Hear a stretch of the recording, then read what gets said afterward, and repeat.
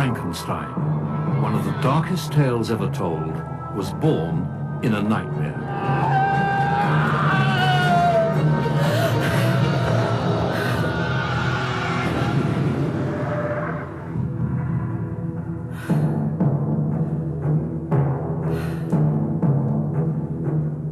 From a 19-year-old girl whose life was full of demons came a monster who terrified generations to come. I am the fallen angel. Misery made me a fiend. Mary Shelley began Frankenstein in Switzerland at the beginning of the 19th century. Today, her story is known all over the world. Based on her own words and the people who knew her, this is the real story of Frankenstein's monster.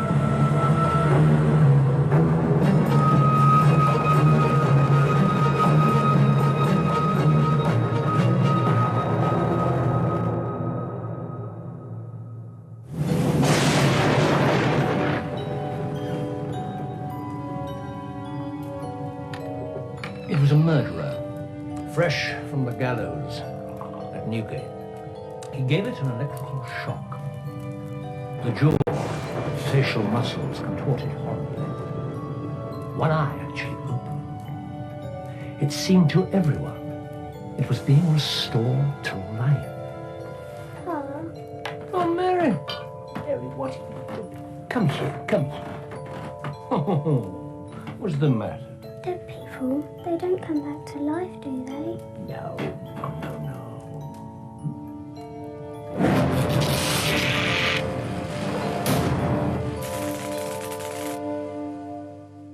Mary Shelley lived in an age of unprecedented scientific discovery. At the beginning of the 19th century, biology was the new science at the very cutting edge of intellectual inquiry. But people believed that electricity and magnetism could bring the dead back to life. As a child, Mary had heard of experiments to reanimate hanged convicts. The Holy Grail was the source of life itself. It was an experiment, that's all. It was just an experiment. Go on. Mary adored her father, the brilliant philosopher William Godwin. She was born in 1797 and grew up in troubled times. After the mob stormed the Bastille in Paris, Europe was unstable. In this country, there was social unrest and talk of revolution. Godwin's book about justice for everyone became a Bible to British radicals. Government is the perpetual enemy of change. Its tendency is to perpetuate abuse, but truth must always be victorious over error. For truth is omnipotent, and man is perfectible. Mary Shelley's intellectual gene pool was a rich one. Both her parents were revolutionary thinkers. Her mother was Mary Wollstonecraft, the founder of feminism. Mary Wollstonecraft was a unique woman, beautiful, fierce, independent. Before her marriage to Godwin, she had already traveled the world alone and had had an illegitimate daughter.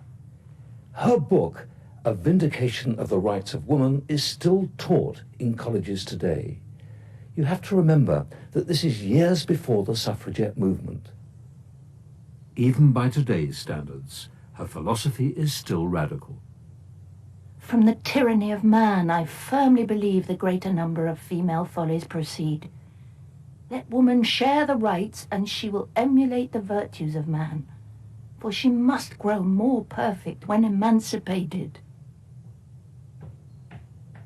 Mary Wollstonecraft was loved and respected by Godwin, by her friends, by her followers. Mary, my love, here we are. This will make you feel better. When Mary Shelley was born at home, her mother tried to feed her, but she was too weak. There we are. Yeah. Is that good, Mary, Mother? No? You cool?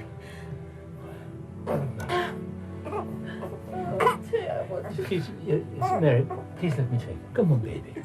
Come on. It's for the best, Mary. There we go. Good. I have enough. Yes, I know. I can't bear it either one. Here, Mary. When Mary Shelley was just 11 days old, her mother died of puerperal fever, the killer of so many women during childbirth in the 19th century. She was 38.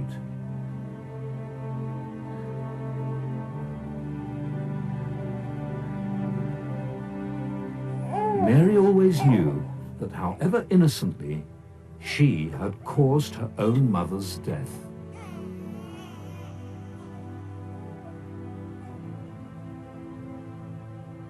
William Godwin was hugely admired, even hero-worshipped, especially by his young disciples. One of the most outspoken was the 21-year-old poet, Percy Bysshe Shelley. He was the bad boy of Oxford University. For some time, he'd been writing long letters to Godwin. I am young. I am ardent in the cause of philanthropy and truth. Do not suppose that this is vanity. I am convinced that I could represent myself in such terms as to be thought not wholly unworthy of friendship. Shelley, a very serious young man, wanted to change the world. He spent his life protesting against privilege, marriage, the church, inequality, and everything. There is no God. Earth groans beneath religion's iron age, and priests dare babble about a God of peace.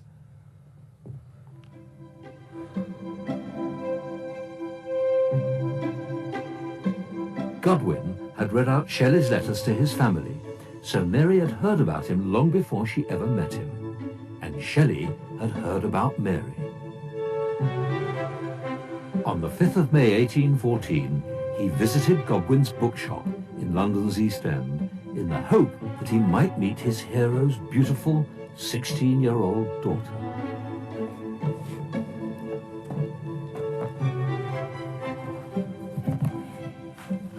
Dante's Inferno. Is hell an interest of yours? I'm improving my Italian. Oh, you must have it back then. You were at Oxford. Oxford. They threw me out. An independent mind can be a dangerous thing. Mary is singularly bold, somewhat imperious, and active of mind. Her desire of knowledge is great, and her perseverance in everything she undertakes is almost invincible.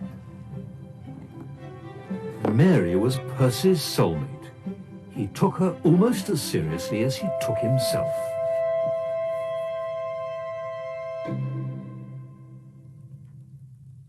Percy hadn't just fallen for Mary, but for her radical pedigree. She'd inherited her mother's mane of golden hair and her fierce intelligence as well. The memory of my mother has been the pride and delight of my life,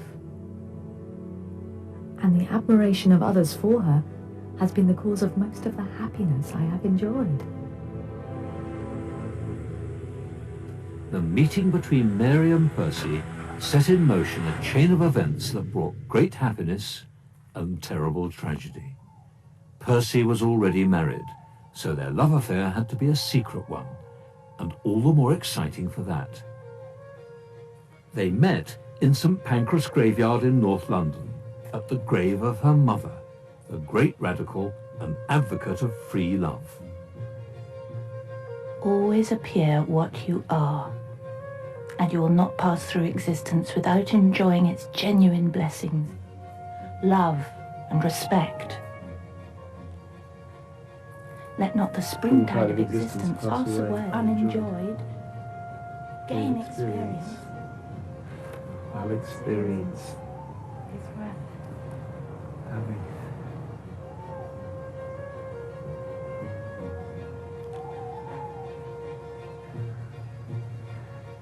This behavior would be taboo to most people, but not to Mary. She'd been nurtured on ideas more familiar to hippies of the 1960s than to your average 19th century youth. This was probably Mary's first sexual experience, but Shelley had been at it for quite some time. He was already married to 18-year-old Harriet Westbrook. They had one child, and another was on its way. All the more shocking was that 2 weeks after his wedding, he was writing... Marriage. It is as if a dead and living body had been linked together in loathsome and horrible communion. Mary wasn't put off by Percy's heartlessness. Whether she knew or cared about his wife at this point, we don't know. This was, after all, her first love.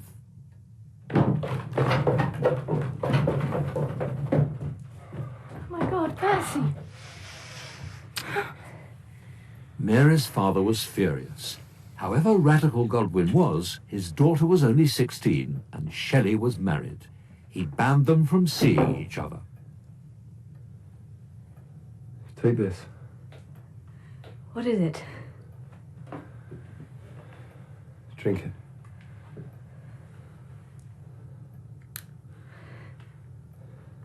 it. Together, Mary. No, Percy.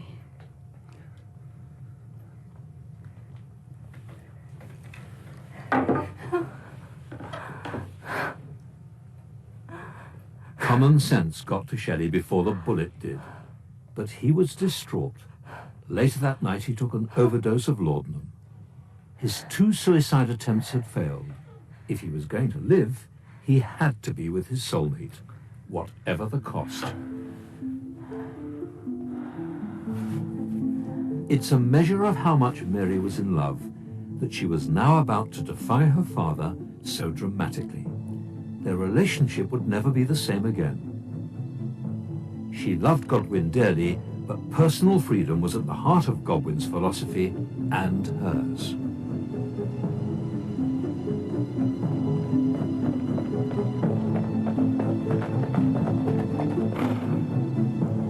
At first light, Mary crept out of the house. Shelley was waiting for her. But strangely, someone else also crept out of the house that night. At last! Now we can live as we wish. And Claire. How happy we will be. Yes, how happy.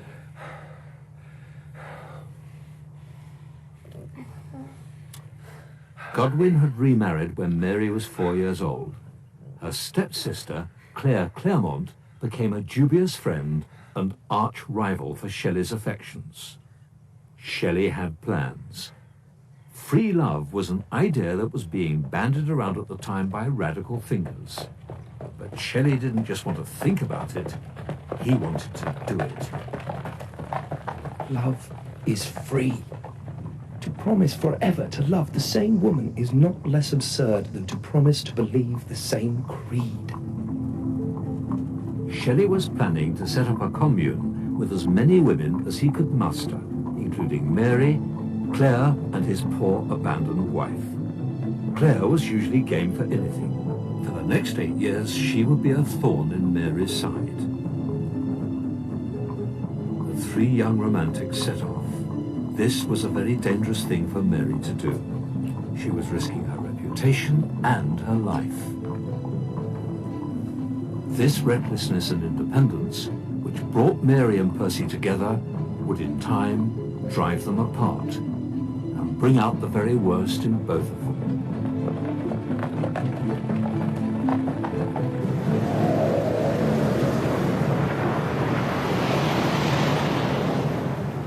That evening, they set off across the English Channel in a small fishing boat, manned by 2 sailors.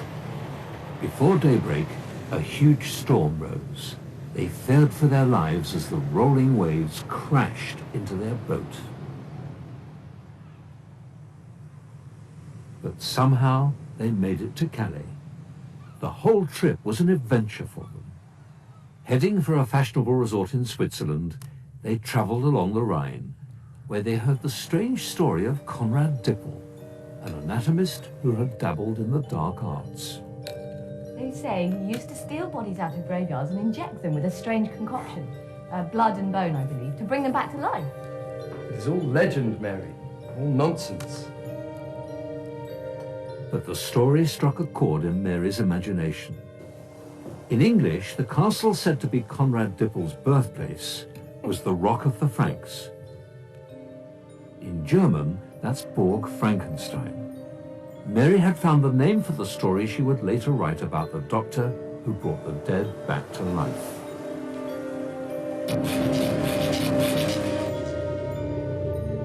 Whence, I often ask myself, did the principle of life proceed? I beheld the corruption of death succeed the bloom of life. I saw how the worm inherited the wonders of eye and brain. Conrad Dippel and the experiments Mary had heard of as a child haunted her imagination. The controversial anatomist Luigi Galvani had performed a famous public experiment which brought a new word into the language: to galvanize, to give life to. This is very much a dead frog. Those twitches aren't life. They're just caused by the muscles moving as a result of the electrical current to the nerves. But to a 19th century audience, this was life itself manipulated at the hands of a scientist. Small wonder then that Mary Shelley's hero, Victor Frankenstein, was a doctor seeking the ultimate truth about life.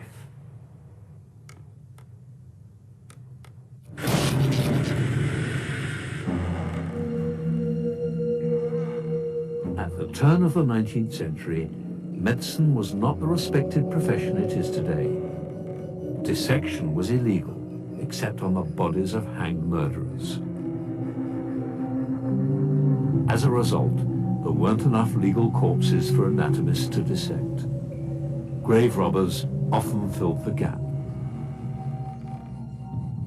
This gruesome trade in dead bodies inspired Mary, and so she made her hero, Dr. Victor Frankenstein, an anatomist.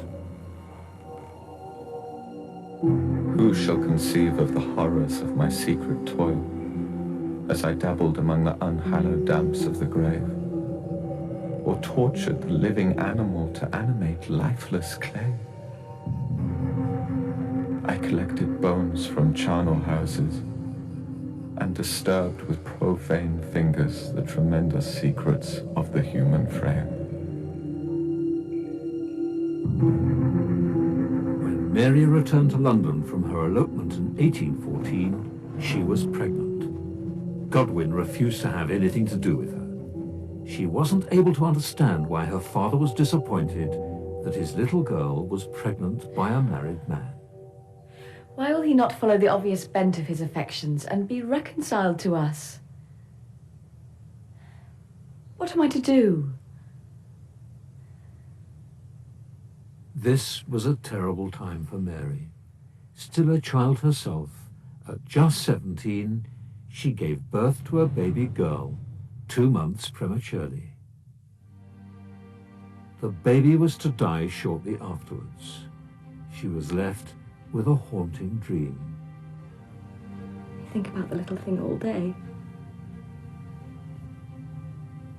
I dreamt that she came back to life. That she was just cold. And that before the fire we rubbed her and she came back to life again. Then I awoke and I found no baby. So young, and so much experience of death. You can see why this young woman might need to dream of bringing the dead back to life. All the circumstances in her own life and in the world around her were preparing her to write Frankenstein.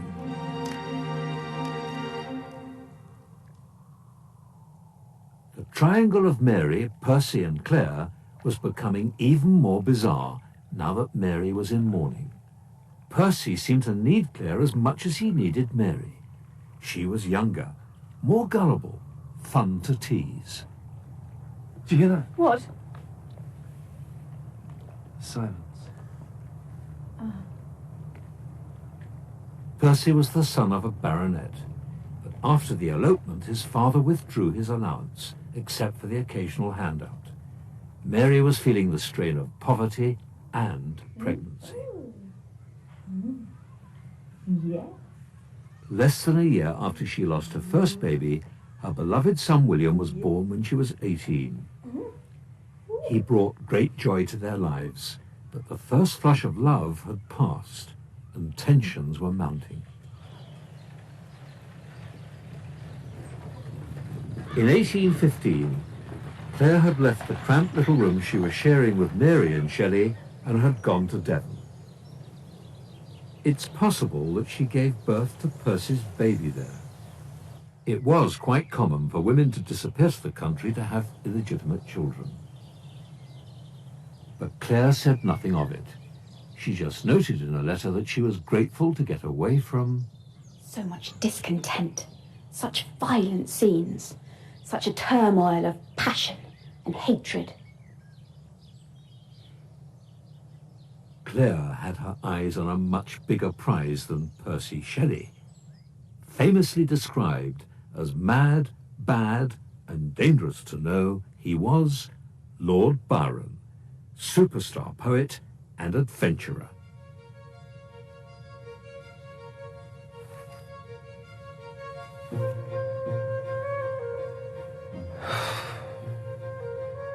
One breast laid open were a school, which would unteach mankind the lust to shine or rule. I waited for you for nearly a quarter of an hour last Thursday, in your draughty hall. And their life, a storm whereon they ride. I only did it because I love you so. Melt into calm twilight, and so die. Claire insinuated herself into Byron's affections for a while, but he was more interested in the infamous couple, Mary Godwin and Percy Shelley.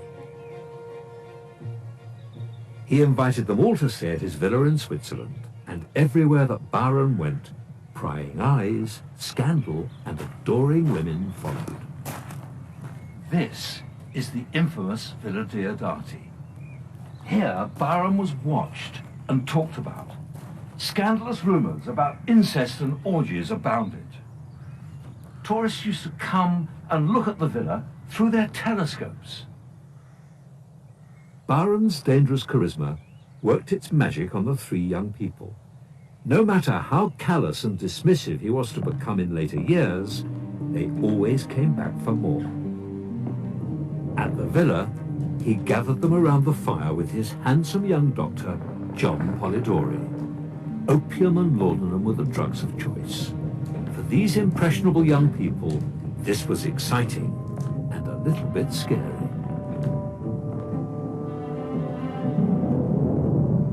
Few moments in the history of literature have been more romanticized than the summer of 1816, when Lord Byron entertained his friends on the shores of Lake Geneva.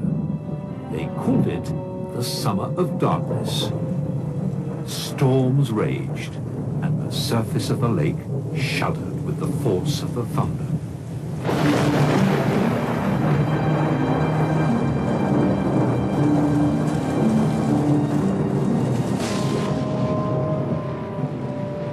It does feel ghostly here. To have a ghost, a man or woman, must have a soul. You are not the only one here with a soul, Albie. No, but you are the only person here without one. Percy.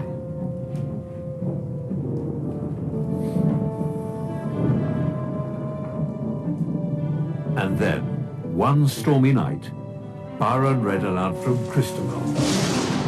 the Gothic horror poem by Samuel Taylor Coleridge. There she sees a damsel bright, dressed in a silken robe of white, that shadowy in the moonlight shone, the neck that made the white robe one.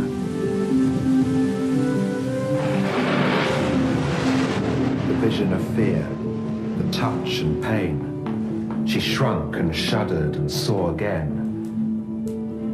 Why stares she with unsettled eye? Can she the bodiless dead espy? It bores me, all this bodily dead and shrunken, shuddering superstition. Really? Could any of us write a more thrilling ghost story? Well.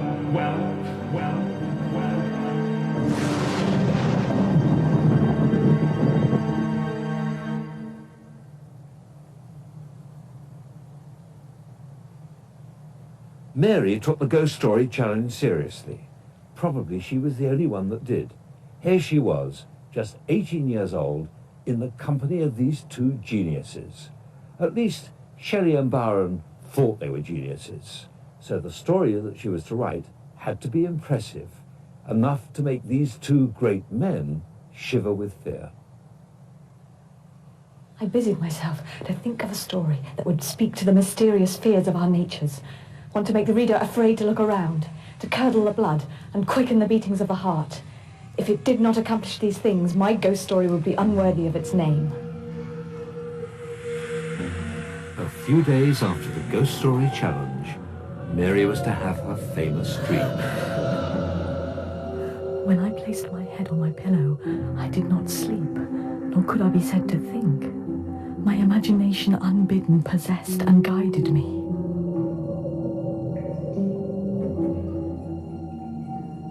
I saw the pale student of unhallowed arts kneeling beside the thing he had put together. I saw the hideous phantasm of a man stretched out, and then, upon the workings of some powerful engine, saw signs of life.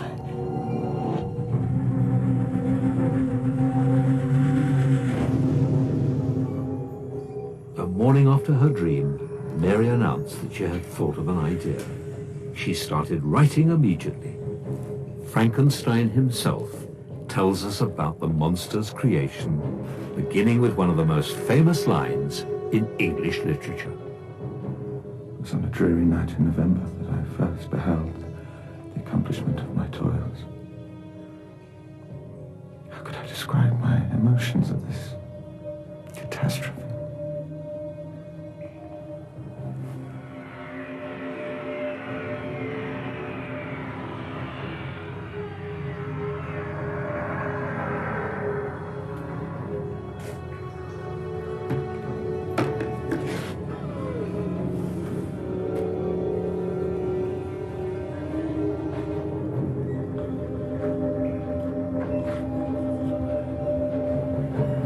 I had selected his features as beautiful.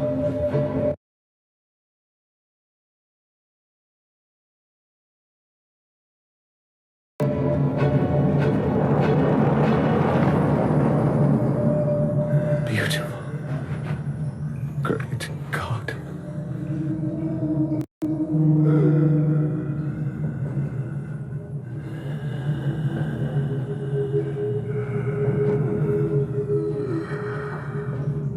His yellow skin scarcely covered the work of muscles and arteries beneath. His watery eyes, they seemed almost the same color as the white sockets in which they were set.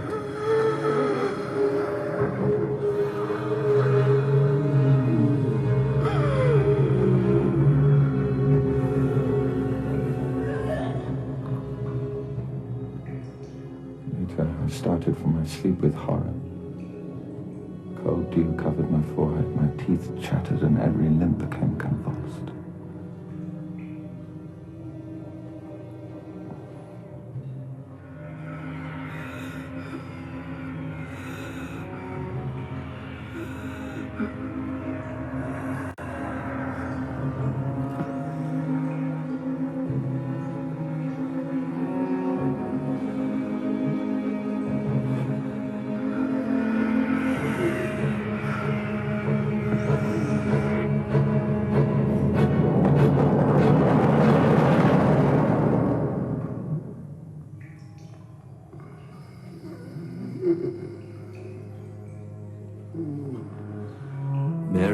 brought up by her parents to believe that all children must be loved and cherished, that the powerful must care for the weak. In this, the key moment of the book, Frankenstein's rejection of his creation is against love and reason. He comes into the world an innocent. At first, Mary describes him as a creature, not a monster. It is loneliness and suffering which makes him wicked. All night I've been walking up and down in the greatest agitation, listening, catching and fearing each sound as if it were to announce the approach for the demonic corpse which I have so miserably given life.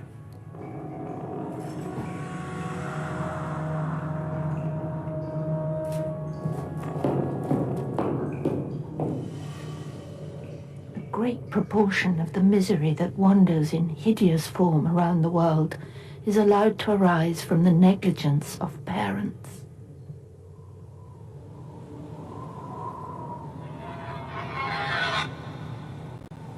What's really incredible is that Mary Shelley was so young when she wrote Frankenstein, just 19 years old, and the monster, lonely and desperate, in many ways is a nightmarish reflection of Mary's own turbulent life.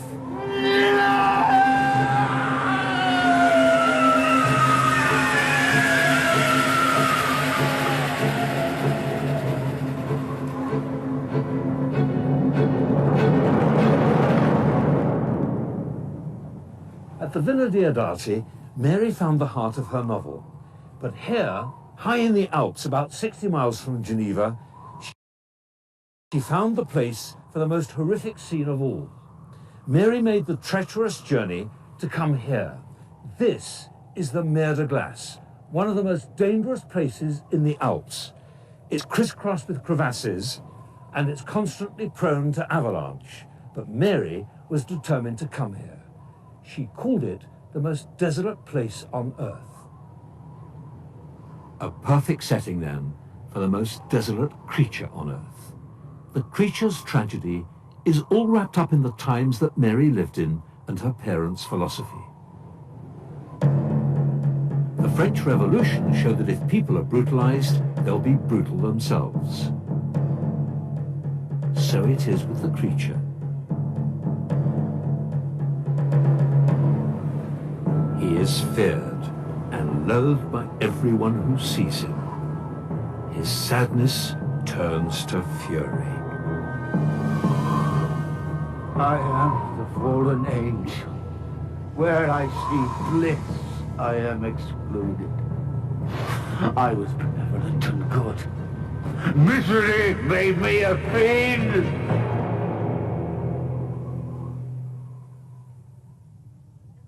When she returned to London, Mary drew on her own life and fears as she wrote. William was still a baby. In her story, she gave Frankenstein a much-loved younger brother, also called William. But even this innocent child cannot abide to be near the monster. In a fury of revenge and despair, the monster kills him. The bloodbath has begun. He flees to the mountains for refuge, the only place he will be truly alone.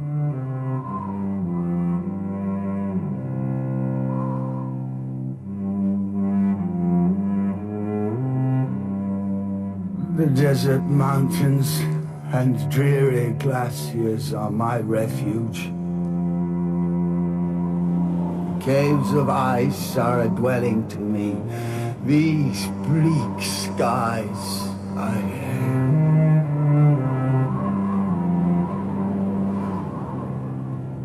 Back in London, tragedy was about to strike again.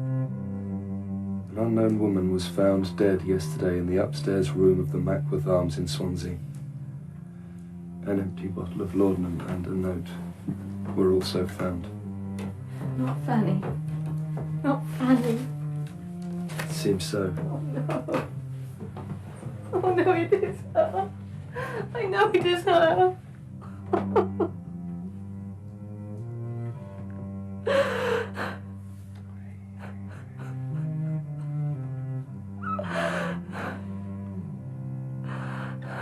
Fanny was Mary's older half-sister, born illegitimately to Mary Wollstonecraft before she met Godwin.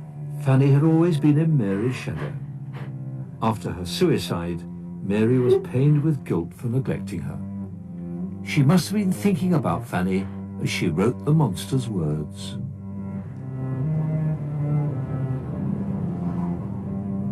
But where are my friends and relations? No father had watched my infant days. No mother had blessed me with smiles and caresses.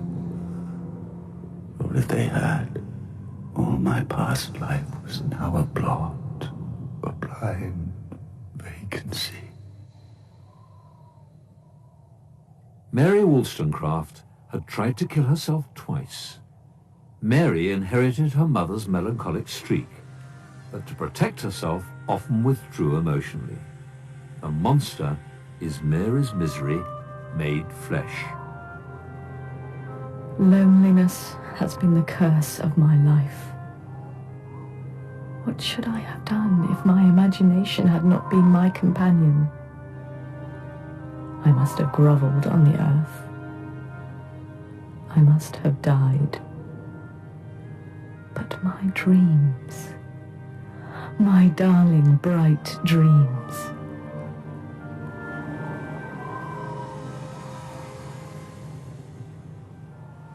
Just 2 months after Fanny's suicide, the couple were dealt another devastating blow. Harriet, Shelley's abandoned 21-year-old wife, was found in the Serpentine in Hyde Park. At 8 months pregnant, she drowned herself. There were rumours. Was the unborn child Shelley's? It was certainly possible, but he had his own story.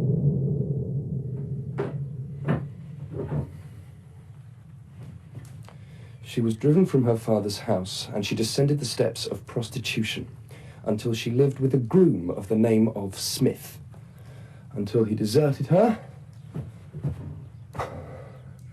and she killed herself.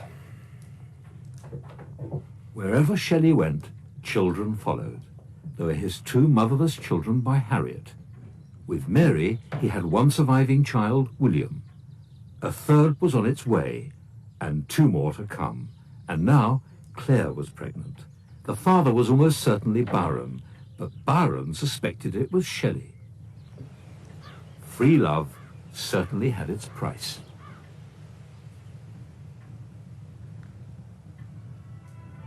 For all his heartlessness over Harriet's death, Shelley was keen to stand by his now motherless children. And Mary, barely able to support her own family, was happy to welcome them into her home. But there was something they would have to do first. Like many conscientious objectors to marriage, before and since, Mary and Percy tied the knot. Against all their commitment to free love, they recognized that his claim for custody of his 2 children would be all the stronger if he was married. Dancing in attendance was Mary's father, another champion of a woman's right not to marry. Marriage, as it is now understood, is a monopoly. And the worst of monopolies. Godwin may have objected to marriage in theory, but when it came to his daughter, it was a different story. He had not spoken to her since her elopement, but at her wedding they were reconciled. Mary and Percy were still in love when they married, in 1816. Here is another biographical connection to Frankenstein. Love is at the very heart of the book. The monster longs for it, as Mary did. In the Alps, he demands that Frankenstein makes him a bride. I now indulge in dreams of bliss that cannot be realized. I demand a creature of another sex, but as hideous as myself. Our lives will not be happy, but they will be harmless. This you alone can do. Frankenstein, at first, refuses to make the monster a mate, but he's threatened with the worst imaginable horror. Do your duty towards me, or I will fill the belly of death with the blood of your remaining friends. Terrified that the monster will slaughter his remaining loved ones, Frankenstein begins the awful process of making the female creature. As I proceeded in my labor, it became every day more horrible to me.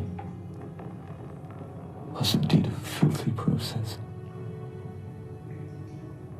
My heart sickened at the work of my hands.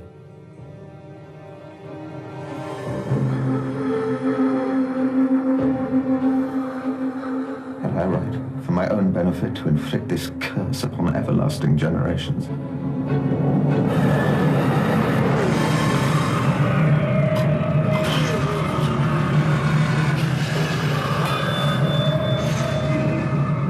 Unable to contemplate the evil he will unleash if he continues, Frankenstein destroys the female.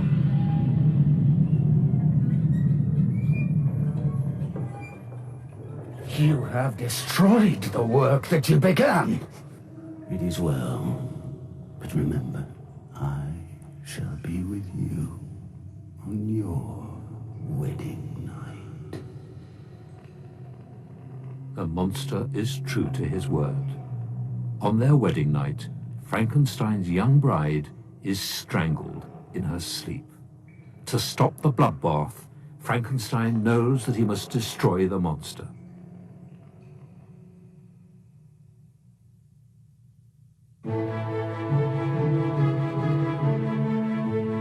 It was almost impossible for women to get into print in the early 19th century. Shelley, posing as the writer, managed to get Frankenstein published anonymously in 1818. Only 500 copies were printed, but they were passed around the great and the good in literary London. What began as a playful challenge from Byron was about to become one of the most famous books in the world.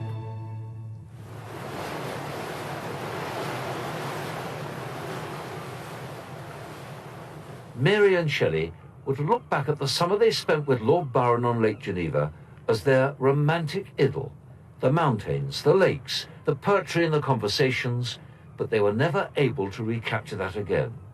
Mary had lost her mother, her first baby, and her sister, but far worse was to come.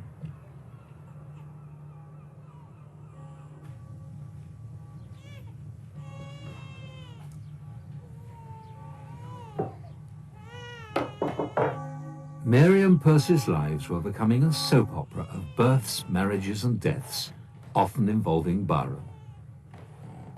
They now had 2 children, William and a baby girl, Clara.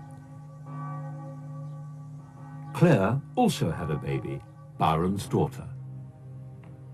In a complicated conspiracy to unite father with child, they all travelled to Italy to be nearer to him.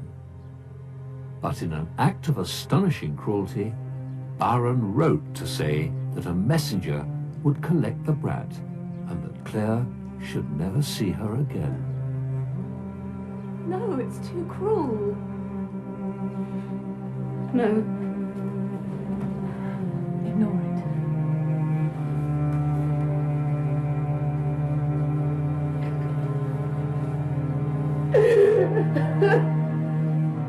Claire couldn't ignore Byron. The baby was taken from her and died 5 years later, alone, in a Catholic convent, consigned there by Byron himself.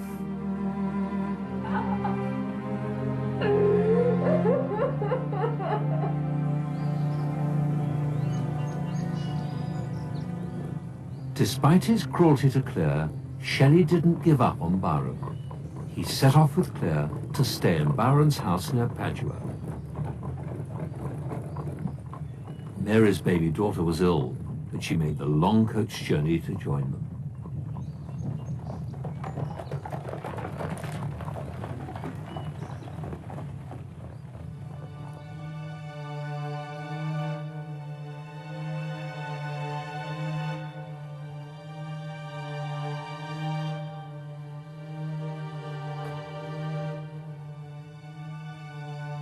In the 19th century, dysentery was rife on the continent.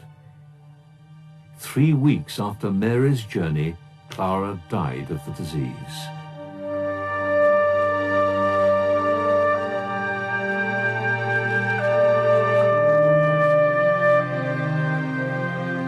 They buried her with a single flower on the beach near Venice.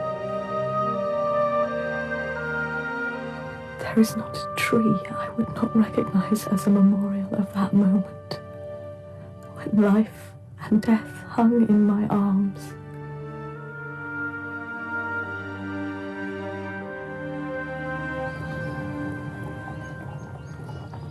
The irony was that during this personal tragedy, the fortunes of her book were rising.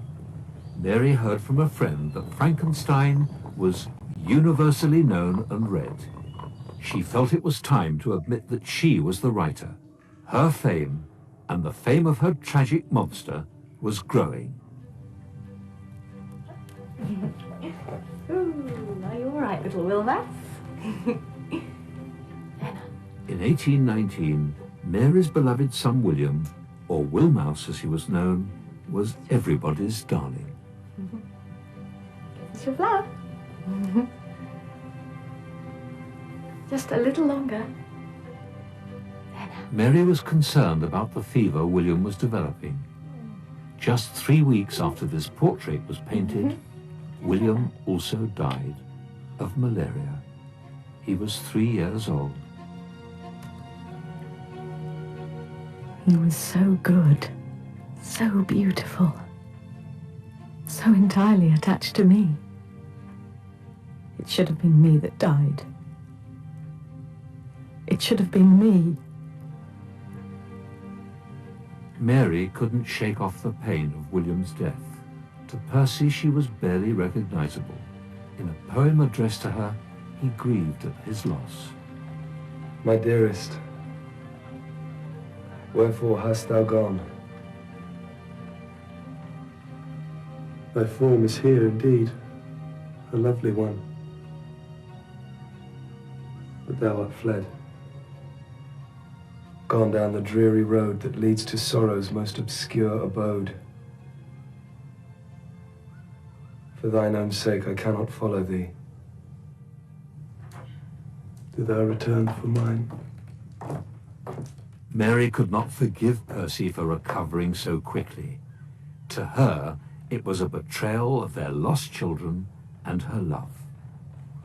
A cold heart. Have I a cold heart? God knows. Mary's life was unimaginably hard now.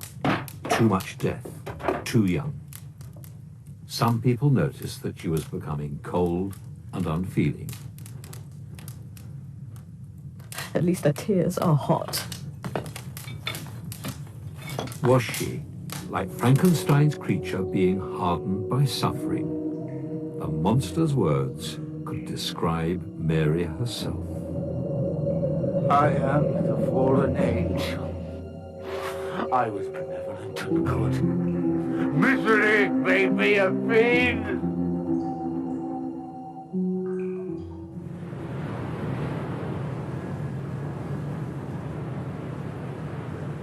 The loneliness that Mary had imagined in Frankenstein was taking hold of her own life.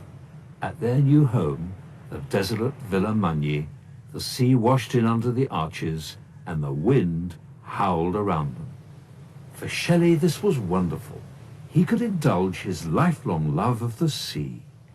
Mary hated it. Now, where did we get to, Percy? As the marriage disintegrated, all Mary's love was devoted to her fourth child, Percy, the only one who would survive into adulthood. 1, 2.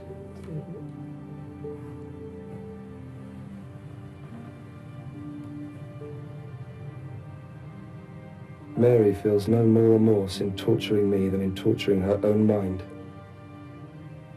It is the curse of Tantalus that a person possessing such excellent powers and so pure a mind can no longer excite my passions. Mary, I leave tomorrow. Percy, don't drip on the floor.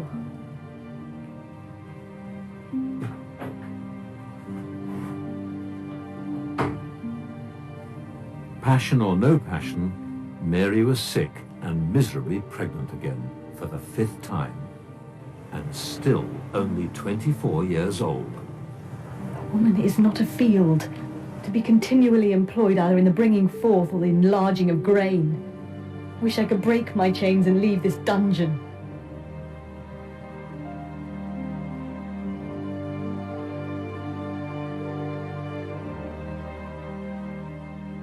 On the 1st of July, 1822, Shelley set off with a friend in his new boat, the Don Juan. He was visiting Byron in Livorno, a journey of some 65 miles around the northwestern coast of Italy.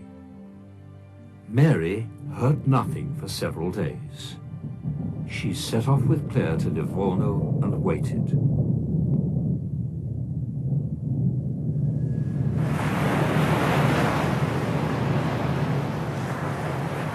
A sudden summer storm had engulfed Shelley's boat.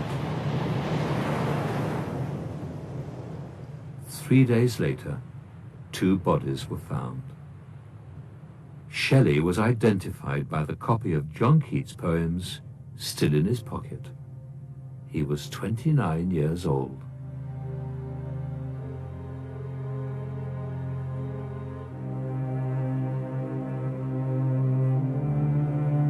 For 8 years I communicated with freedom with one whose genius far transcended mine. Now I am alone. Oh, how alone. Oh, my beloved Shelley.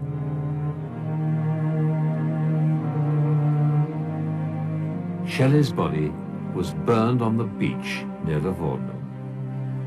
There's a strange connection here with the book. At the end of Frankenstein, the monster imagines his own cremation. Mary wrote it years before, but it's as if the monster is crying out for Shelley. Soon, these burning miseries will be extinct. I shall ascend my funeral pyre triumphantly and exult in the agony of the torturing flames. The light of that conflagration will fade away. My ashes will be swept into the sea.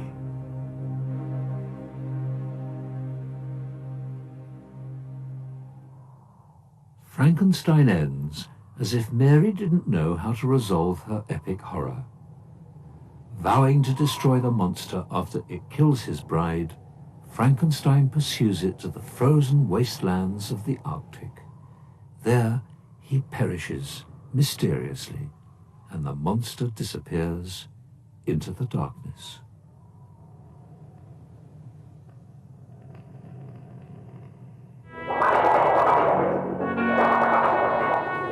Dear! Oh,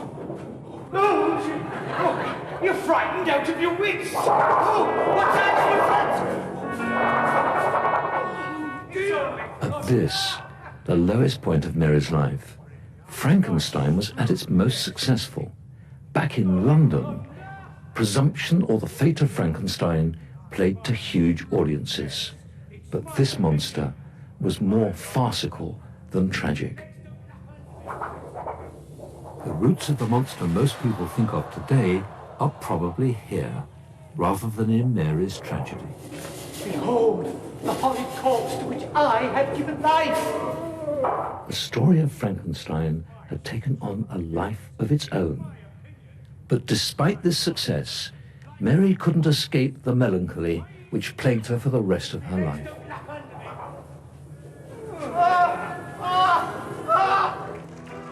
Feeling guilty that she had allowed Shelley to sail into that deadly storm, Mary transformed her life into an act of reparation.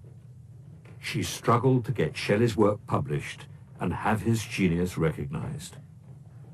You mention Mr. Keats in your verse, but you don't mention Percy. Don't I? Well, Percy was the best. The least selfish man I ever knew. But as a poet? Let's go on, shall we? Byron never did mention Percy in his verse, but Mary persevered. Without her determination to establish him, it's possible we might not know the name or work of Percy Bysshe Shelley today.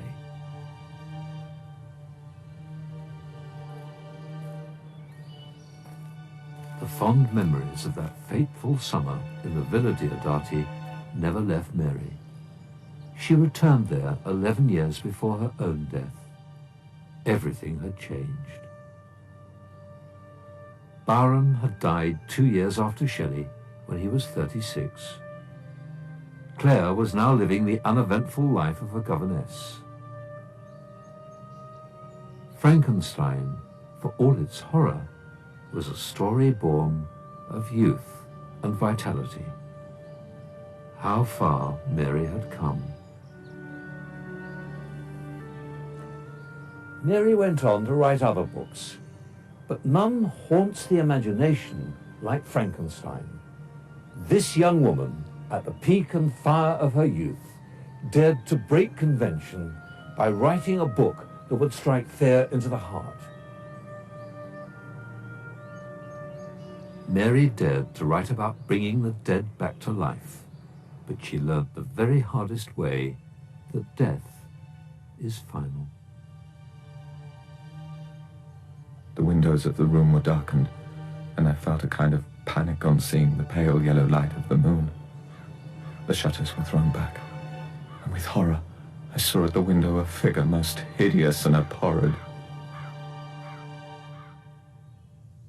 Mary Shelley died herself in 1851, aged 53.